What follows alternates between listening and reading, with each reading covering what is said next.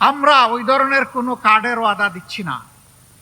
2000 টাকা দিয়ে একটা পরিবারের কোনো কিছু সমাধান হবে?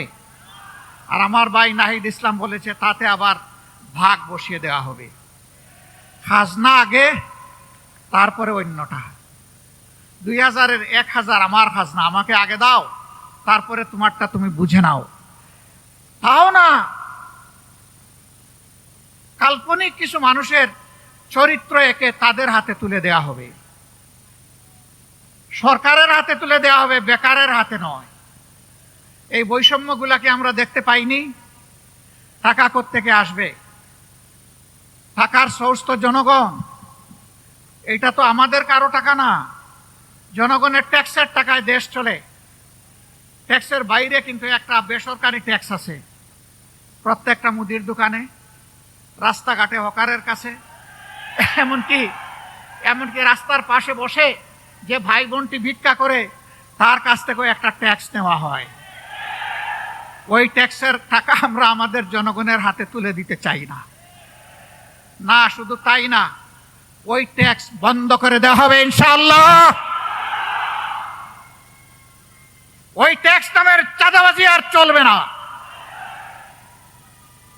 আমরা বাস্তব চিত্র দেখি, গাড়ি থেকে টাকা নিচ্ছে, বলে এটা কি? বলে এটা রাজনৈতিক ইজারা। আপনি কোন দলের? একটা বলেন নাম, দোপাস করে বলে দেয়। আবার কেউ নাম বলার আগে কয় দেন মিয়া টাকা। নামের কি দরকার আপনার? যে আমি কারে টাকা দিচ্ছি এটা আমার জানতে হবে না? বাপটা এমন যে আজকে জানার দরকার নাই, হাসরের দিন জানবেন। সম্মানিত ভাইরা, আমরা ঘোষণা করেছি চাঁদা আমরা নিব না এবং চাঁদা কাউকে নিতে দিব না ইনশাআল্লাহ। আমরা বলেছি দুর্নীতি আমরা করব না এবং দুর্নীতি কাউকে করতেও দেব না। আমরা বলেছি ইনসাফ প্রত্যেকের জন্য, জাতি, ধর্ম, দল নির্বিশেষে নিশ্চিত করা হবে। ইনসাফ এখন থেকে আর টাকা মূল্যে বিক্রি করা হবে না। সেই বাংলাদেশটাই আমরা করতে চাচ্ছি, যেই বাংলাদেশ হবে শিশুর, যেই বাংলাদেশ হবে তরুণ তরুণীর, যেই বাংলাদেশ হবে যুবক যুবতীর, যেই বাংলাদেশ হবে একজন মুসলমানের, একজন হিন্দুর, একজন বৌদ্ধর, একজন খ্রিস্টানের, যেই বাংলাদেশ হবে আপামর জনগণের, যেই বাংলাদেশ হবে শ্রমিকদের, যেই বাংলাদেশ হবে কৃষকদের, যেই বাংলাদেশ হবে সকল ক্ষেত্রে পেশাজীবীদের। আর এমন বাংলাদেশ নিয়ে গর্ব করবে আর বলবে আমি একজন বাংলাদেশী। সেই বৈষম্যহীন বাংলাদেশ আমরা গড়তে চাই ইনশাআল্লাহ। আপনারা এই বৈষম্যহীন বাংলাদেশ গড়ার জন্য প্রস্তুত? কার কার ঘরে নারী নাই একটু হাত তুলেন। মা বোন নাই কার কার ঘরে একটু হাত তুলেন দেখি। একটাও হাত নাই। নারী পুরুষ মিলেই সমাজ। মায়েরা সম্মানের জাতি। মা ছাড়া দুনিয়ায় দুইজন মাত্র পয়দা হয়েছেন, হজরতে আদম আলাইহিসসালাম এবং হজরতে হাওয়া আলাইহিসসালাম। আর কোনো মানব সন্তান দুনিয়ায় আসেন নাই মার পেট ছাড়া। সুতরাং আমরা সবাই মায়ের কাছে ঋণী। আচ্ছা, বাপের পেটে জন্মে নিয়েছেন একজন, দেখে হাত তুলুন তো, এরকম কেউ আছেন কিনা? তাও নাই। বাপের বুকের দুধ খেয়েছেন একজন, হাত তোলেন। নাই।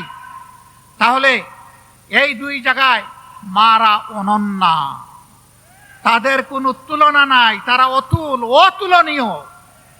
আমরা সেই মাদেরকে সম্মানের জায়গায় রাখতে চাই। কর্মক্ষেত্রে তারা সম্মানের সাথে ইনশাআল্লাহ তারা তাদের দায়িত্ব পালন করবেন। সেই ক্ষেত্রে তাদের শতভাগ নিরাপত্তা নিশ্চিত করা হবে। রাস্তাঘাটে চলাফেরায় আমরা তাদের নিরাপত্তা নিশ্চিতে অঙ্গীকারবদ্ধ। তার জন্য যা করা দরকার আমরা তার সব কিছু করবো ইনশাআল্লাহ। নারী পুরুষ সবাই মিলে আমরা আগামীর বাংলাদেশ গড়ব। আল্লাহ তাআলা সেই বাংলাদেশটা আমাদেরকে গড়ার তৌফিক দান করুন। যারা এর বাইরে আজে বাজে কথা বলে জনগণকে বিভ্রান্ত করতে চায়, আমাদের মায়েরা, আমাদের ভাইয়েরা তাদের জবাব। আমরা কিছু বন্ধুদেরকে বলতে চাই, মেহেরবানি করে মাদের ইজ্জত নিয়ে কখনো টান দিবেন না, তাহলে আগুন জ্বলবে। কিন্তু সব সহ্য করব, মাদের ইজ্জতের ব্যাপারে বরদাস্ত করব না। এই জায়গায় সবাইকে সতর্কতা অবলম্বন করতে হবে। আপনাদেরকে ধন্যবাদ, আপনাদের শুকরিয়া। আল্লাহ তাআলা আজকে এখান থেকে যে নির্বাচনী প্রচারণা আমরা শুরু করলাম, আল্লাহ আমাদের অভিযাত্রা সহজ করে দিন, বরকতময় করে দিন। বাংলাদেশের জনগণের কল্যাণে যা দরকার তাই করার তৌফিক দান করুন। আমি গভীর শ্রদ্ধার সাথে তাদেরকে স্মরণ করছি।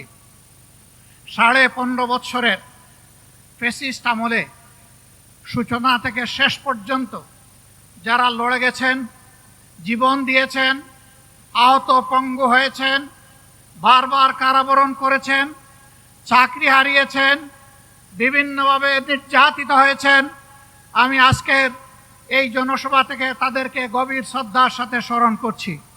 বিশেষভাবে স্মরণ করছি 24 জুলাইয়ে যারা গগনভেদী আওয়াজ তুলে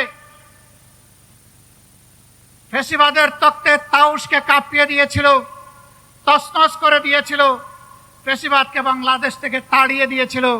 আমি তাদের প্রতি বিশেষভাবে শ্রদ্ধা নিবেদন করছি। যারা জীবন দিয়েছেন, আল্লাহ তাদেরকে শহীদ হিসাবে কবুল করুন। যারা আহত হয়েছেন, আল্লাহ পাক তাদেরকে সুস্থতার নিয়ামত দান করুন। যারা দফায় দফায় কারাবরণ করেছেন, বিভিন্নভাবে নির্যাতিত হয়েছেন, রব্বুল ইজ্জত তাদেরকে দুনিয়া এবং আখিরাতে সম্মানে ভূষিত করুন। প্রিয় দেশবাসী, একটু আগে আমার হাতে একটা প্রতীক তুলে দেওয়া হয়েছে। এই প্রতীক বড় ভারী। এই প্রতীক হচ্ছে ইনসাফের প্রতীক। আমাদের সমাজে সব ধরনের বৈষম্য, দুঃশাসন, দুর্নীতি, এই সবগুলার মূল কারণ হলো ইনসাফ না থাকা। ইনসাফ যদি থাকতো তাহলে সমাজে দুর্নীতিবাজরা, লুটেরারা, ডাকাতরা ব্যাংক ডাকাতি করে জনগণের সম্পদ লুটপাট করে এই দেশ থেকে নিরাপদে পালানোর সুযোগ পেত না। দেশে দেশে তারা বেগমপাড়া গড়তে পারতেন না, বাংলাদেশের বুকে সঞ্চয়ের রাজ্য কায়েম করতে পারতেন না। কারণ এই কালো টাকা সঞ্চয়ের পিছনেও ব্যয় হয় আরো কালো টাকা বানানোর জন্যে। আজকে আমি এখানে অনেকের মাথায় লাল টুপি দেখতে পাচ্ছি। এই লাল টুপিগুলো 15.5 বছরে লাল বাংলাদেশের করুণ চিত্র।